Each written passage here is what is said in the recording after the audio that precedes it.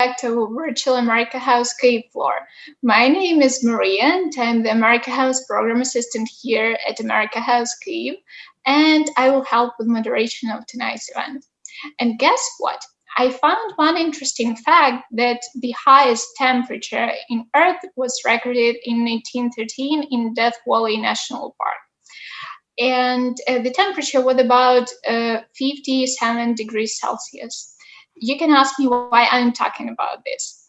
There are a few reasons, because first of all, the temperature outside is super hot and super high, and I feel that we are about to beat this record. And secondly, because tonight we are having super cool event about national parks in the United States.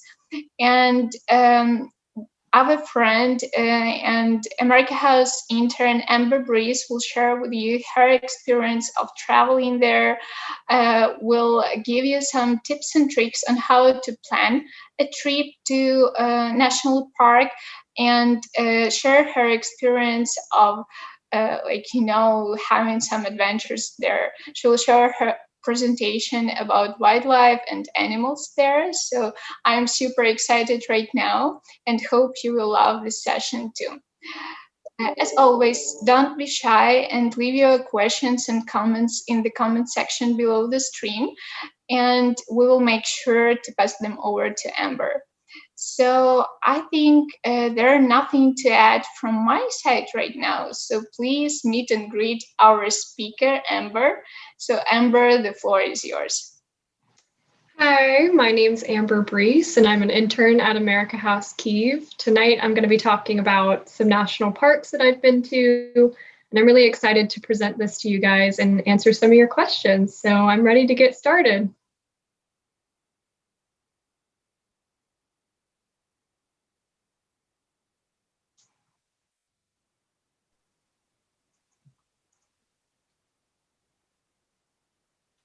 Thank you, Amber. I think we can go ahead with your presentation. If you have this ability to share your slides, please go ahead. Okay, all right. So this is American Studies Club. We're going to be talking about U.S. national parks.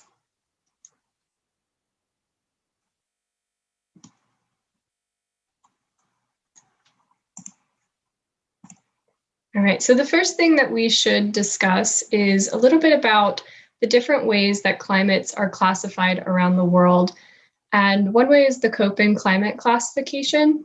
And this is just kind of a general idea of what climates look like globally. But in the US, we have a specific one. So this is kind of like just an insight into how many different environments and climates you can find in the US. And this is the reason for some of our national parks, why they're so varied environmentally, why they're very unique.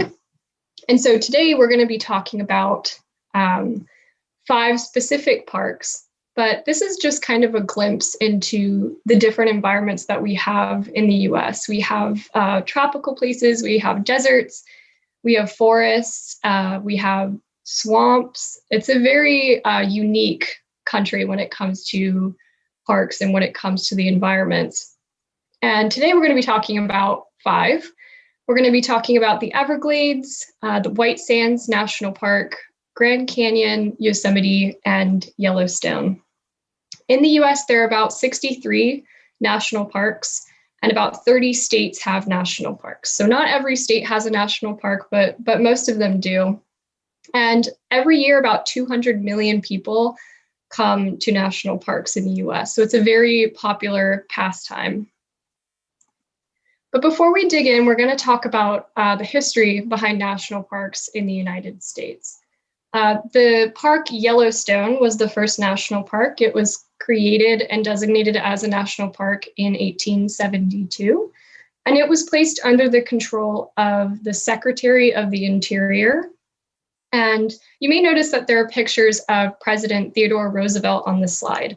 And he is known as being the conservation president. He was a huge hunter. He loved going out into America's frontier and exploring the wilderness. And he loved the idea of preserving America's national parks for future generations.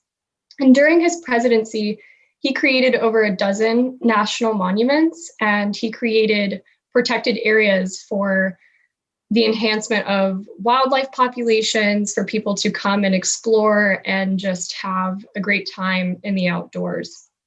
And perhaps the most important thing that he did was create something called the Antiquities Act. And this is something that allows presidents to declare any area a national monument. And this is important because usually Congress is the only body that is allowed to designate a national park. So the president actually doesn't have the power to declare a national park, but they can declare a national monument. So they do have some power when it comes to determining which areas in the US are protected and which areas are not. And we can thank Teddy Roosevelt for that. And in 1916, President Woodrow Wilson actually created the National Park Service. So this is a service that controls all of the national parks in America. They're in charge of organizing everything and making sure that the areas are being protected. They control funding, things like this. And today we have about 400 protected areas in the United States. We have about 340,000 square kilometers of area in the United States that is federally protected. So the first park that we're going to talk about is the Everglades, and they're located in southern Florida near Miami. It's a swamp. It's a very, very large area of land. It's about 6,000 square kilometers, and the park was established in 1947. And at the time, before it was established as a national park, the area was facing a lot of problems because settlers in the area were draining water from the park, and it was causing a cascade of environmental issues. It was affecting the wildlife there and the natural processes. So in 1947, it was declared a national park, and it became protected. It's the largest tropical wilderness in the United States, and it's also the third largest national park in the continental US. So we're going to talk a little bit about the wildlife that you can find in the Everglades. And these are just a picture of some. We have alligators, manatees, and wading birds.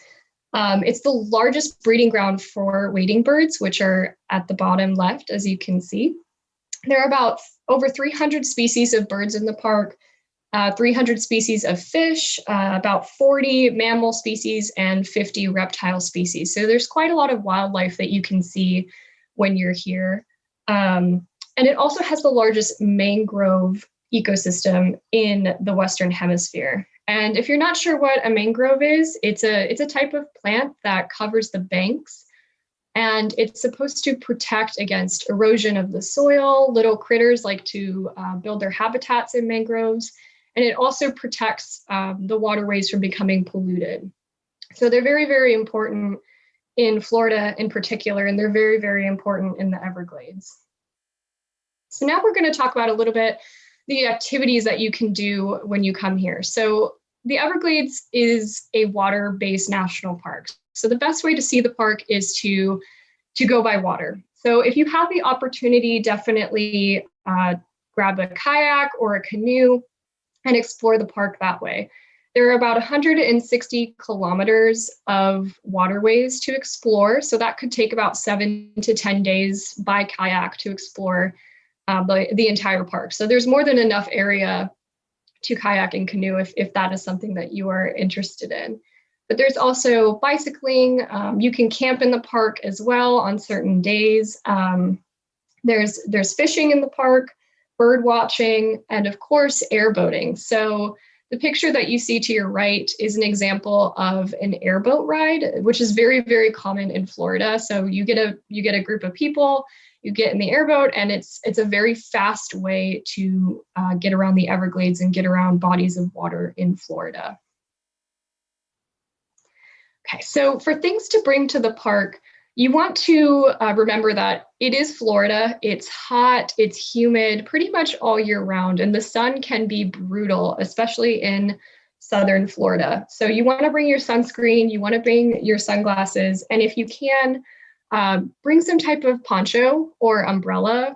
During the summer months, it can rain out of nowhere. We have a lot of thunderstorms that come rolling in, at just unexpected times. So you want to be prepared for that if you can't find cover. Bring insect repellent as well. Mosquitoes are really, really bad down in the Everglades and in Florida in general. So you want to be prepared for that too. And a funny story about the park, there's a tree in the Everglades that they call the tourist tree because it has red peely bark, and they say it looks like tourists who come that aren't prepared for the sun. The Florida sun, it is no joke down there. It's very important to be prepared for the intense heat in the sun.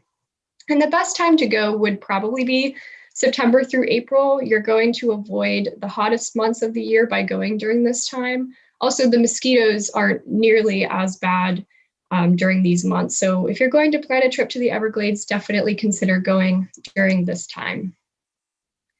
So now we're going to discuss a fun fact about the park. And this one relates to a certain animal that the park has been battling for a few years now, and that's the Burmese python. It's an invasive species that has been wreaking havoc in the park for a few years now.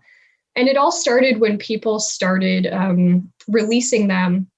They would buy them as pets, and they would release them into the wild when they became too hard to deal with or manage. And they found their way into the Everglades, and they've been slowly affecting the environment there, eating mammals and eating other creatures that are very, very important to the balance of the Everglades. So the park has been trying to deal with this problem for a long time, and it's still going on to this day. But one thing that they do is they'll bring in people to come into the park a few times a year, and they're allowed to hunt down the pythons to control the population. But it's very difficult. They tend to blend in, so they're still battling this to this day. Right, so the next park we're going to talk about is White Sands. And this is located in southern New Mexico near Las Cruces, or the Mexican border. And this park is about 607 square kilometers. It's the largest gypsum sand dune field in the world. So this is what you will typically see when you come to the park. It's just dunes of sand. It's very beautiful, very clear and white, very pretty. And it was made a national monument in 1933, but it was made a national park in 2019. So it's a relatively new national park, and it has about 600,000 visitors every single year. This is some of the wildlife that you may run into at the park. The park is home to about 800 different animals. 220 bird species are found at the park. The bottom left is an example of a roadrunner. And there's also bobcats, which is pictured to the right, coyotes, jackrabbits, badgers, mice. There's also 600 invertebrates. So one of the more popular ones is the rattlesnake, which is pictured at the top left. You're very unlikely to run into one of the bigger mammals at the park. They tend to only come out at night, and there's a small population of them. So it's not very likely that you'll run into a bobcat, but they are in the area. And here's some things that you can do when you get to the park. So there is very popular activity of biking, camping, driving, and sledding. So if you're someone that's not super interested in going out and walking in the dunes, you can drive down Dune Drive in your car. It's made specifically for this purpose, and not everyone wants to go out and get sandy. But you could also hike in the park. It's recommended that you hike with another person, just because the wind can sometimes blow away footprints, and it's very easy to get lost out in this park. So if you are planning on hiking, or if that sounds like something you're interested in, definitely bring another person, bring a compass, and bring a map, and be safe and smart about it. But the biggest activity that people do other than camping is sledding. So when you go to the park will give you little plastic tubes so you can sit in them and slide down the dunes. And it's just as easy as sliding down a snowy mountain. It's just a little different. It's just hot. It's very bright. So you want to bring sunglasses and be prepared to get sandy. But the most important activity, and the one that most people come to the park to do, is camping. And the reason why people come for camping is because of this. the night sky at White Sands National Park is very pretty. It's there's very little light pollution, so when you do camp there, you can see the stars, and it's a perfect place to take pictures if that is something that you are interested in, or if you just want to lay out in the dunes and appreciate the night sky, that is always an option as well. And here are some things to bring, as well as the best times to go.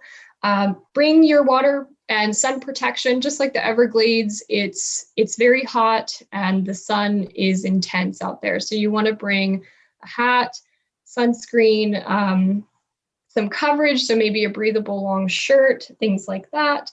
Also, one thing that is very important to consider is that when you are in the desert, it's very hot during the day, but it gets very, very cold at night. It can drop below freezing sometimes. So it's best to bring layers, bring a t-shirt, maybe a jacket and a coat. And then at nighttime, you can just put your coat on, and then during the day, you can take it off. Also, very important to bring sunglasses. It's bright.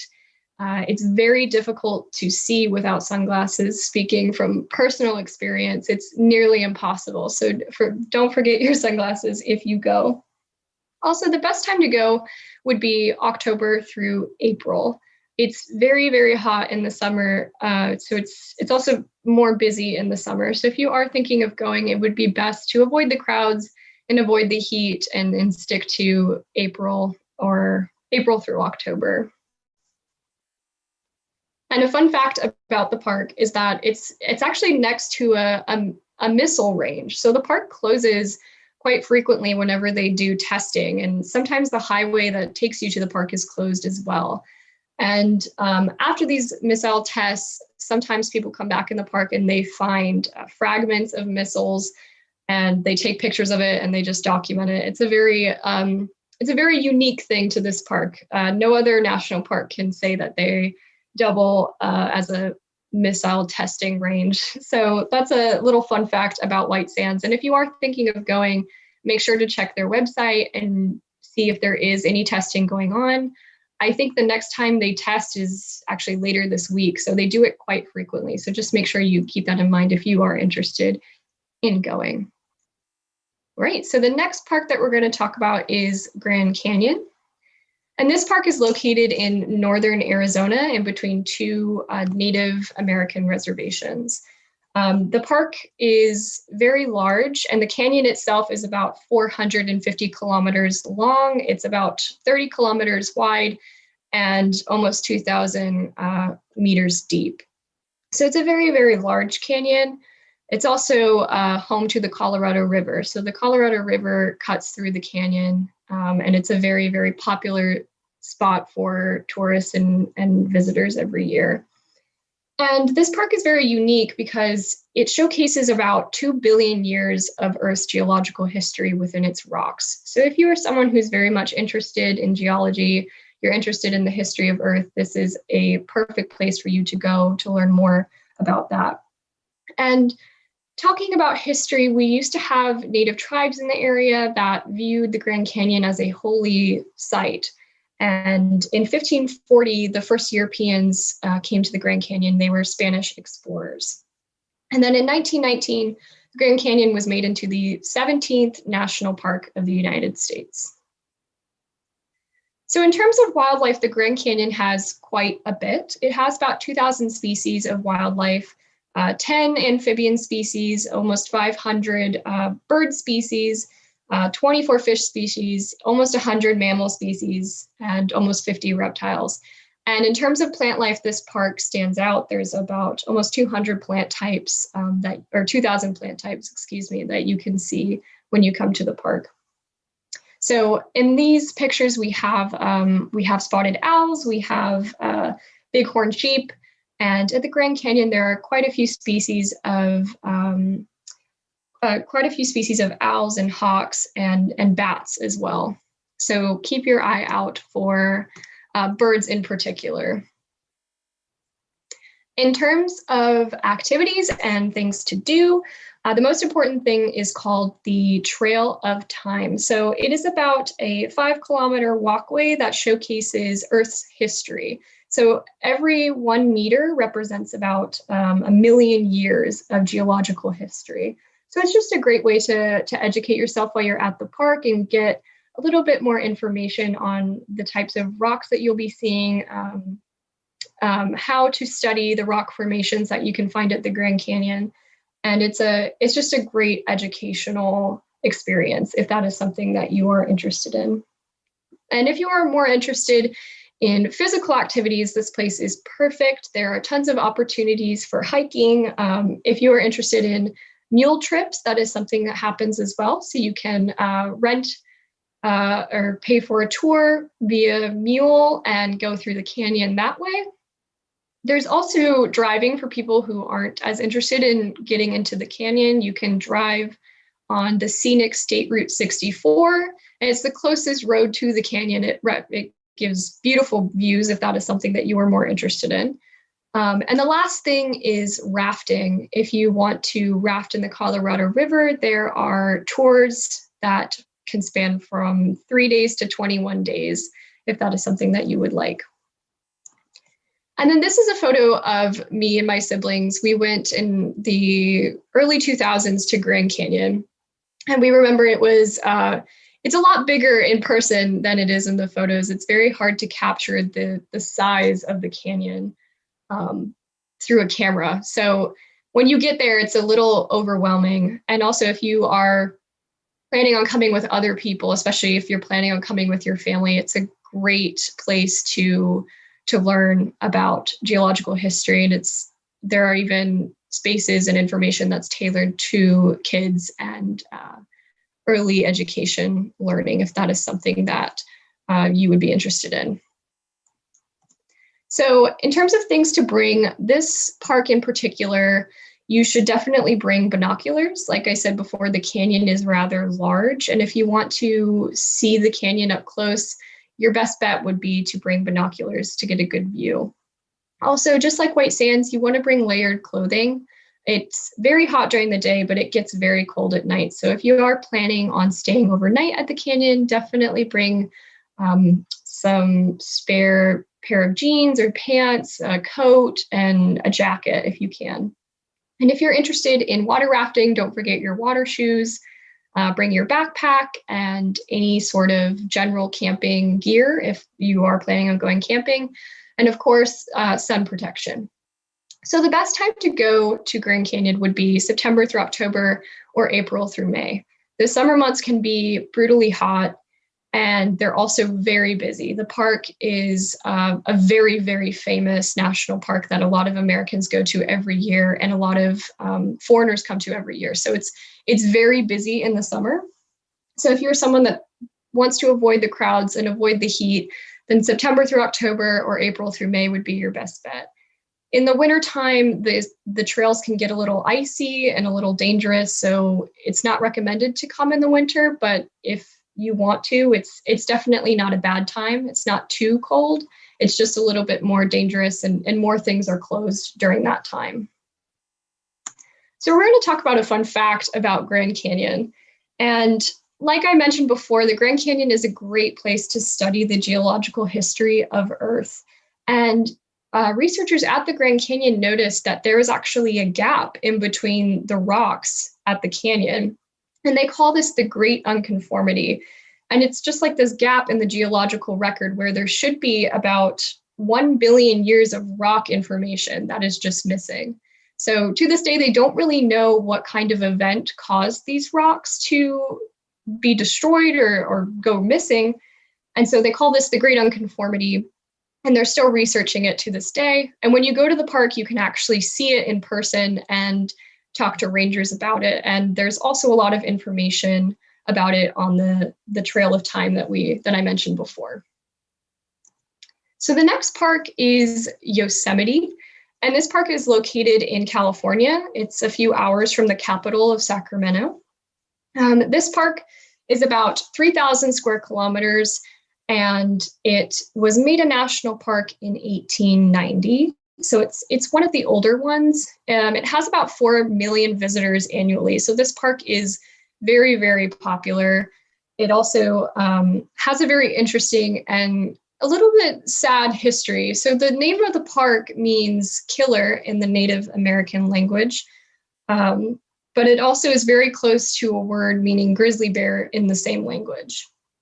And there's been a lot of European versus Native American strifes in its past, and that is something that the park talks about on its webpage as well as in the park itself. So if you are interested in learning more about the relationship between Europeans and the natives in Yosemite in particular, that is something that is available to you when you come to the park and online if you want to look at that.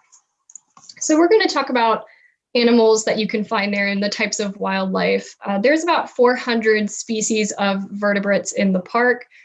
40 of them have special status. So the fox that you see pictured on the screen is a protected species in the park.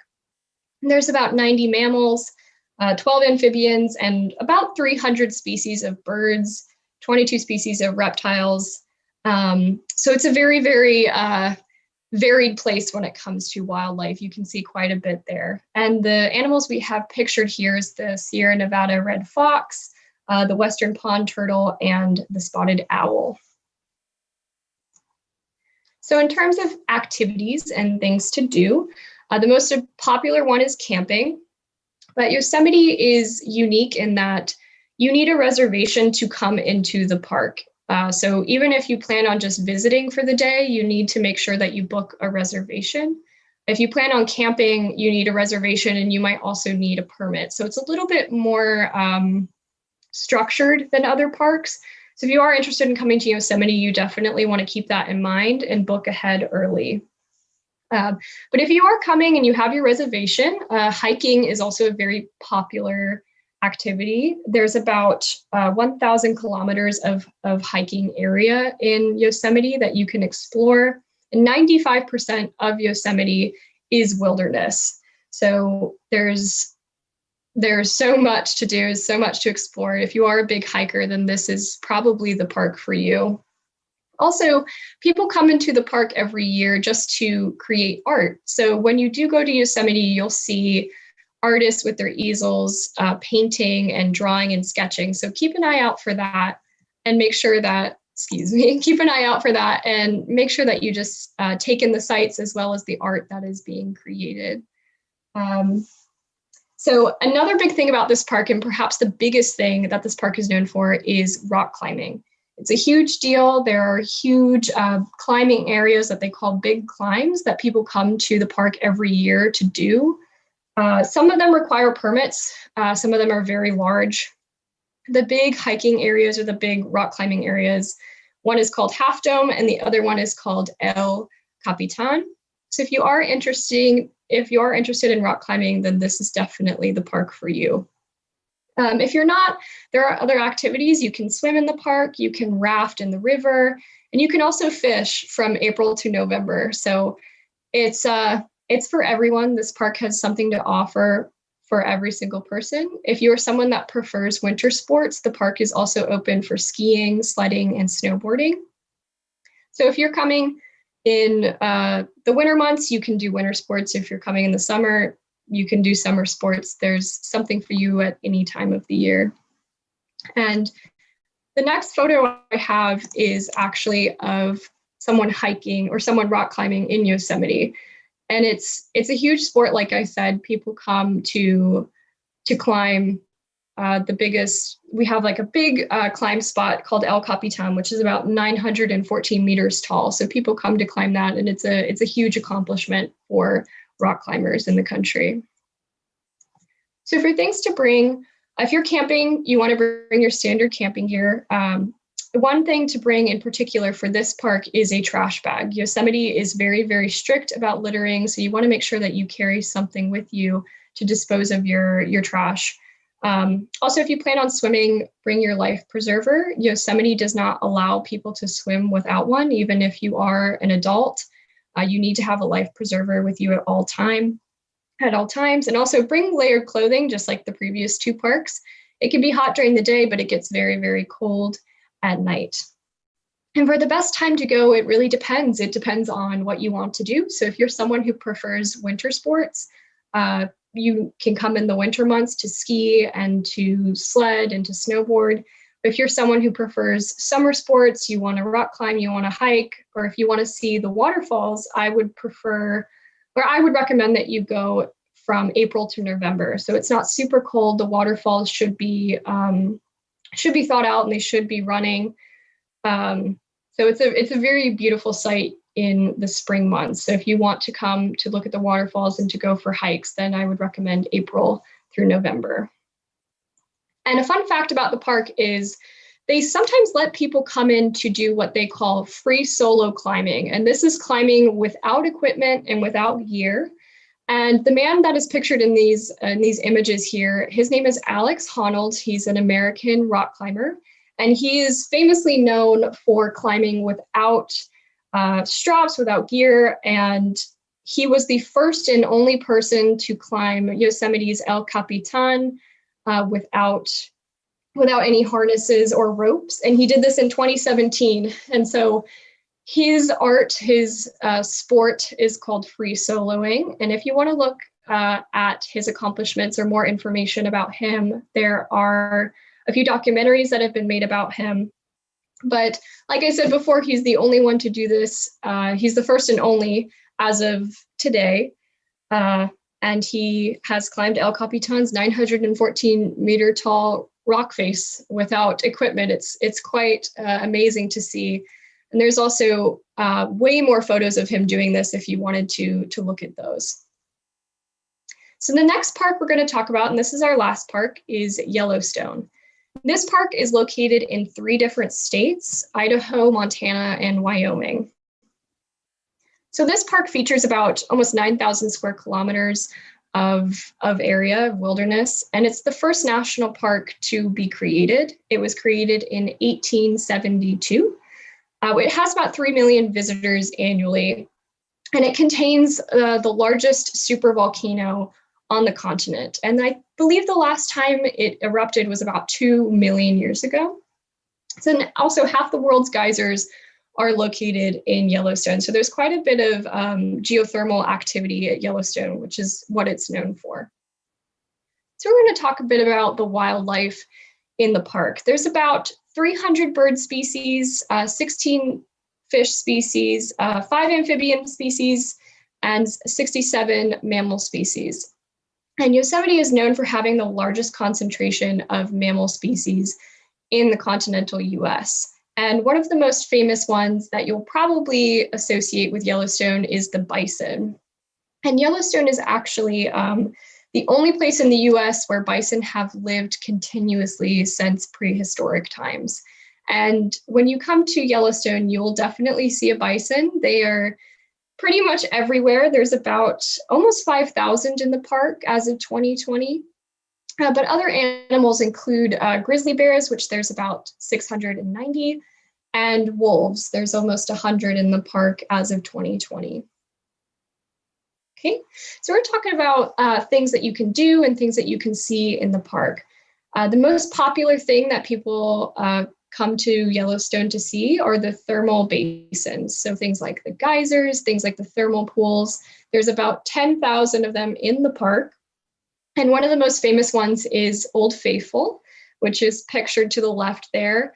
It's called Old Faithful because it erupts pretty much every 44 minutes to 2 hours since 2000. So it erupts at the same time pretty much every single day, and it's been doing that for 21 years now.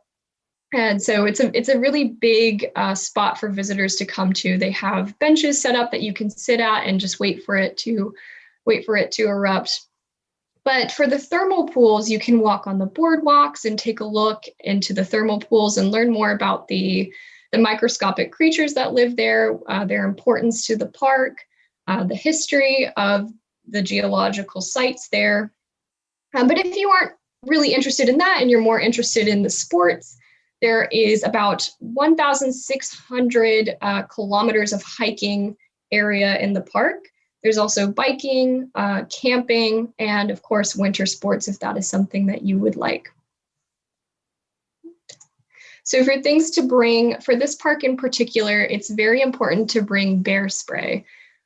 There's a lot of grizzly bears. There's also a lot of black bears. So whenever you come to Yellowstone, make sure to bring your bear spray.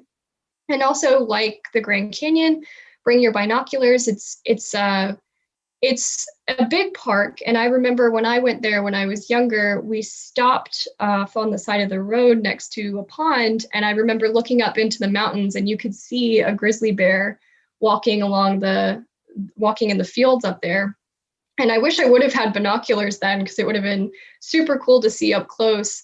But it was just a lesson for the next time I go to bring binoculars, so you can see things like that. It makes the experience much better when you're actually able to get a closer look at some of the wildlife. And then if you're planning on camping or hiking, bring your general camping gear, and also bring your patience. So like I said before, there's a lot of bison in the park, and they kind of do whatever they want to do. So sometimes they will go into the road and they'll sit in the road, or they'll walk along the roadways, and you kind of just have to wait for them to do whatever they want to do. If they want to keep walking on the road, then you're going to wait for them to walk on the road. So definitely bring your patience, and don't get too upset if the bison decide to sit in the road for a few hours. And like the previous parks, bring layered clothing. It's typically cold during the year, but it can get a little bit hot depending on when you're going. If you're going in the summer, it can get a little hot, but at night it's pretty much always cold. So bring your jackets and bring extra layers. And then for this park in particular, there's quite a bit of wildlife, and there's also quite a bit of geothermal activity. So you want to read up about the park rules. You want to read up about the dangers of some of the ponds, of some of the wildlife in the area before you go. And that's especially important for Yellowstone. And then for the best time to go, like Yosemite, it really just depends. If you are a winter sports person, then you can come in the winter to ski or to snowboard. If you're someone who likes to hike, if you like the summer months, then I would recommend coming in May or April when it's not too hot, but it's still hot enough to be comfortable. Or if you want to come in the fall, September through October is also a really good time. So a fun fact about Yellowstone is that wolves used to be really common in the park, but in the 1900s, they pretty much disappeared from Yellowstone. And this was a result of loss of habitat. It was also a result of extermination programs. And so Yellowstone did not have any wolves for a long, long time. But in the 1990s, they decided to bring in about 45 wolves from Canada and reintroduce them to the park.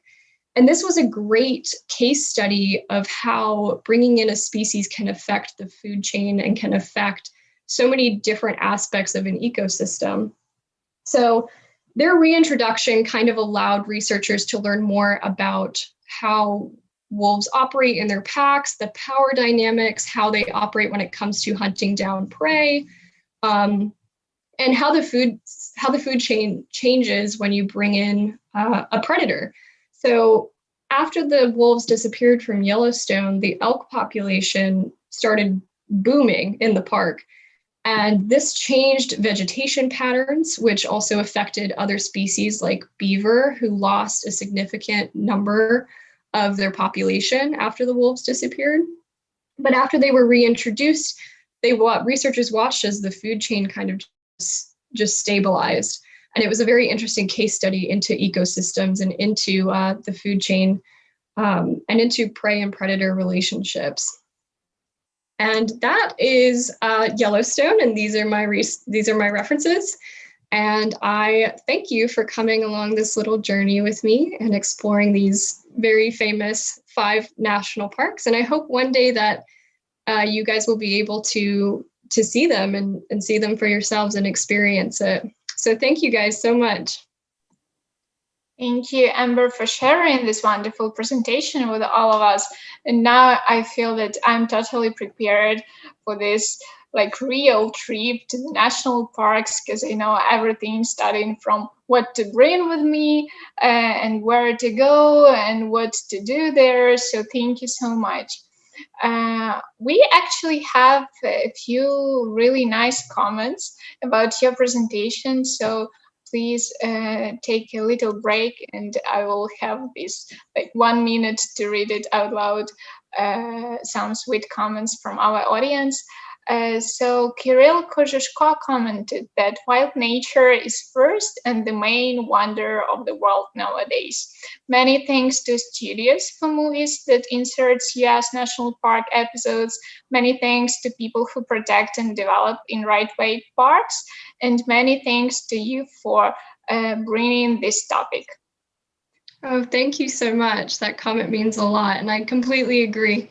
It's very important now more than ever to appreciate nature, to explore it for yourself, and to protect it whenever you can. So thank you for that comment. That was really nice. I really appreciate that. Thank you. The next comment we have is from Marina, and she said that I used to think such photos are not real, but it's incredible to go places where you can see Milky Way in the night sky. Yes, and that was something I actually was talking about. You don't really realize how beautiful these places are until you go there, and the camera can only capture so much. And I know a lot of photos, it's like that can't be real. It's too pretty, or it doesn't look real. But I have been to all of these parks, and I can tell you that this is what they look like. They're beautiful, and they have so much to offer. And I hope one day everyone can go and see them for themselves. Yes, thank you. Our viewer Andrew also commented that nothing is like Glacier Park. You could see it in the intro in The Shining. It is the greenest of your map. The amount of wildlife there is amazing. Yes, and unfortunately, I haven't been able to make it to Glacier National Park, but it is on the list. It's actually the next one I will be going to, so I will get to go see that one for myself. And thank you guys for commenting and leaving your sweet words to Amber. Actually, we have one more comment from Valentina, and she's also thanking you for a fascinating presentation. She said that you prepared some amazing pictures and facts, and all parks are different, and maybe it will be a difficult question, she said, but she's wondering which park do you like the most? Okay, that's a good question. Well, I'm from California originally, so the park Yosemite holds a special place in my heart. I love mountains, I love the snow, I love big trees, and Yosemite is the perfect place for me. But it honestly, it's super subjective. It depends on what you like as a person, what you want to do. If you're someone that loves flatlands and water and humidity, then the Everglades would be perfect for you. But if you're someone that loves geological history and dry heat, then Grand Canyon's perfect for you. So it really just depends. But for me, I love the mountains and I like rock climbing, so Yosemite is for me. Cool. Thank you so much. Yeah, guys, if you have any additional questions or comments to Amber, please leave them below the stream and we will pass them over to Amber. Meanwhile, I have prepared a short and really easy game to you. And guys, our viewers, I invite you to join this game too. The rules are super easy, and I will give you two statements, two options, and your goal is to choose which one would you prefer. Okay. Okay, so let's go. Traveling alone or with friends? I would say to a national park, friends. It's always better to go with a group. Yeah. It's also safer, to keep in mind. It's safer to go with multiple people.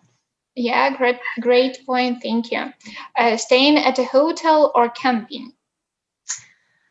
Camping. If you're at a national park, you might as well stay there and appreciate the overnight visit. So for me, at least, it doesn't make sense to go to a hotel if you're looking at a national park. If you're staying at a national park, might as well just do the whole thing and stay there for the night and camp out.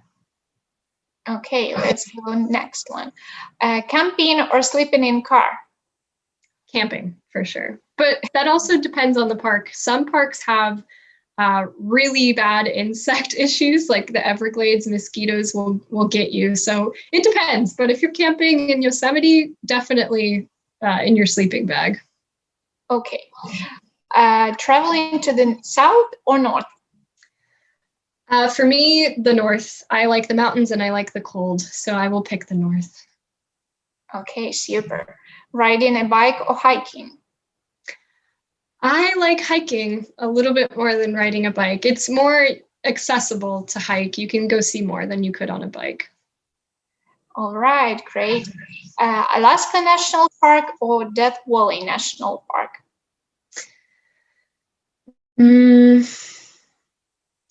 I've been to Death Valley a few times, and it's unlike any other park I've been to. It's a different kind of park.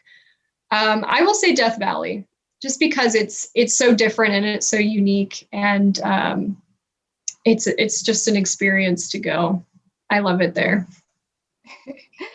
Great answer. Thank you.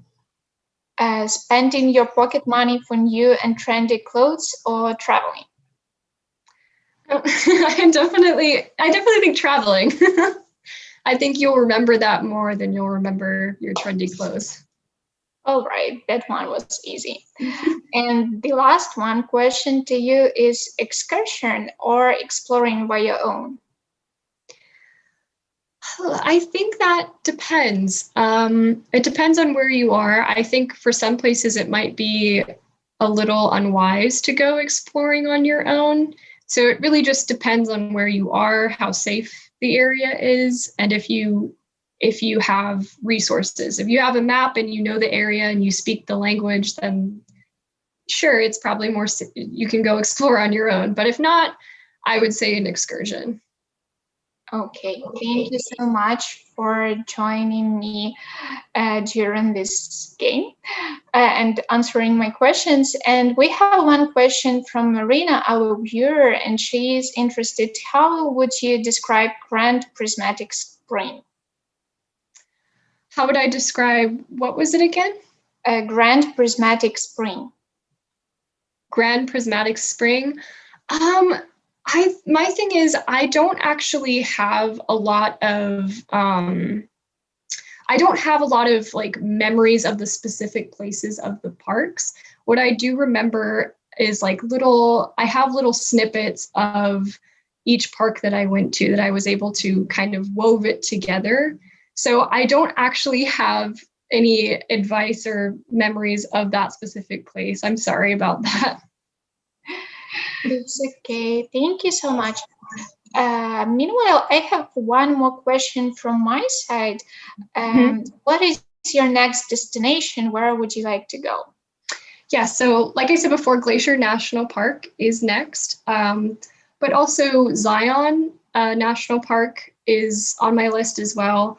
And I didn't mention this in my presentation, but the state that has the second most national parks is Alaska. And I haven't been to Alaska yet, so I really, really want to get up there to do the Kenai Fjords and some of the other national parks up there. So that's on the list, and hopefully I can get to those soon.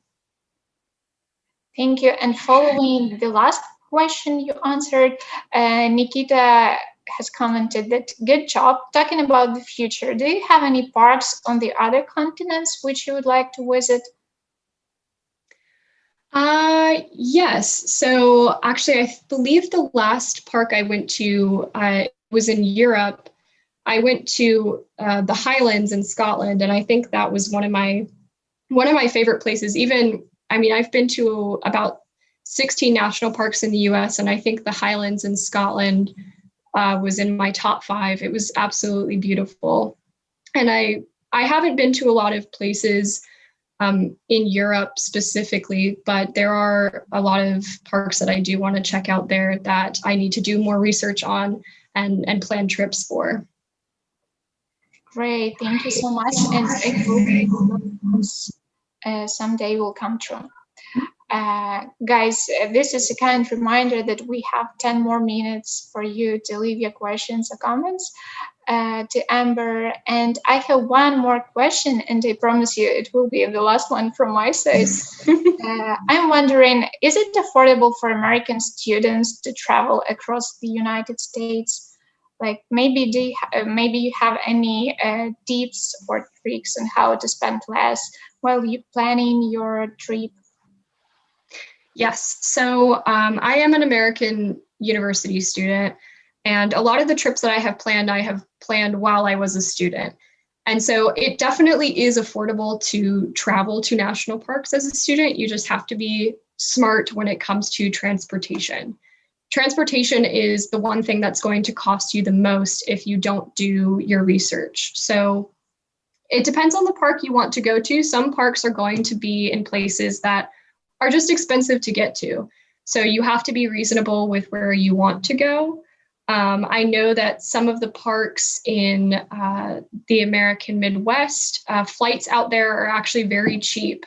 So if you want to fly out to the Midwest and then take a train somewhere, that's probably going to be your cheapest option.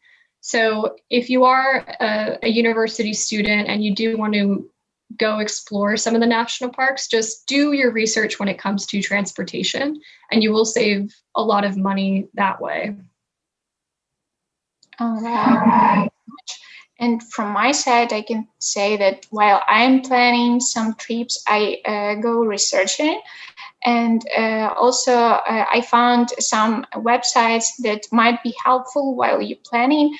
So in Ukraine, we sometimes use something like avia sales or some services that provide you to monitor the prices, for example, for flights or for bookings. And of course, it can help you to save a little bit of your money. All right, thank you so much. As for now, I don't see any additional questions or comments from our audience.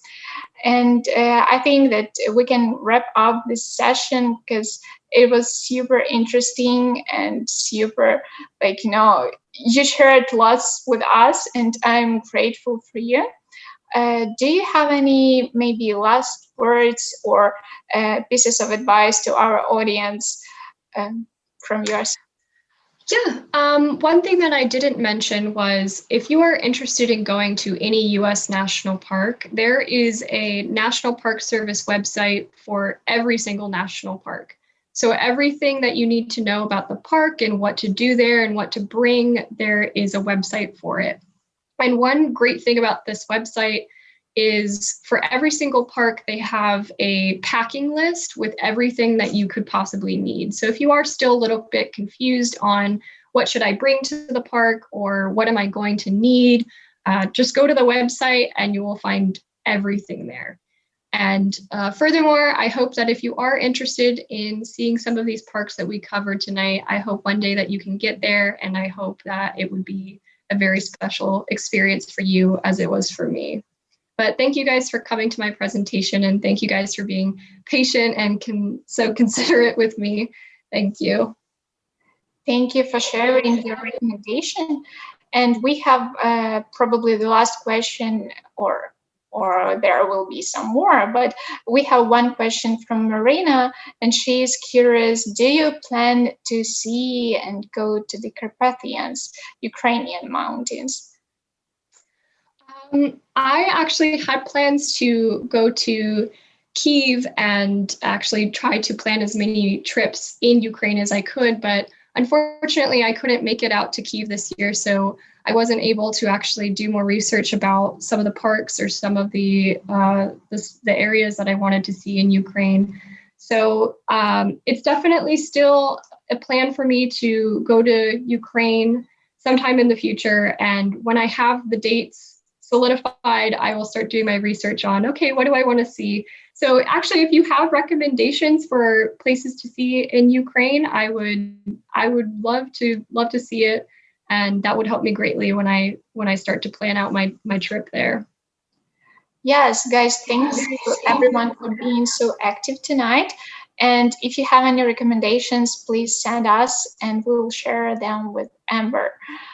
Meanwhile, thank you everyone for joining us, and thank you, Amber, of course, for sharing your experience, your recommendations, and your wonderful presentation with all of us. Guys, stay tuned. Follow our Facebook and Instagram pages for more events and for more activities that we prepared for you. We have lots of English language activities, so we will be happy to see you as the participants there. I am very thankful for all of you and for this evening, and looking forward to seeing you next time. And have a great evening, everyone. Bye.